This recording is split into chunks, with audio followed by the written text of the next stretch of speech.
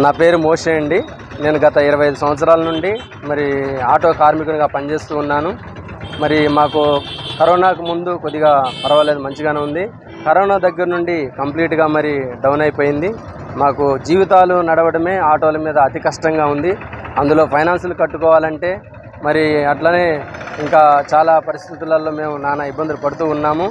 మరి ఇంకా రాను అతి కష్టంగా మా జీవితాలు నడుస్తూ ఉన్న ఈ సమయంలో మరి న్యూ గవర్నమెంట్ వచ్చింది. ఈ న్యూ గవర్నమెంట్ వచ్చిన తర్వాతకి మాకు కూడా చాలా సంతోషంగా ఉంది.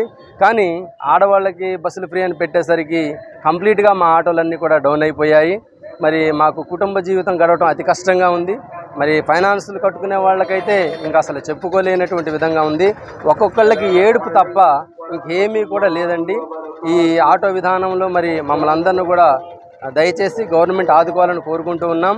మా ఆటో యూనియన్ తరపు నుండి ఇల్లందు మా టాటా మ్యాజిక్ ఆటో యూనియన్ తరపు నుండి మేము రిక్వెస్ట్ చేసేది ఏంటంటే తక్షణమే ఆటో వాళ్ళ యొక్క సమస్యలని గవర్నమెంట్ పరిష్కరించాలని మేము కోరుకుంటున్నాం.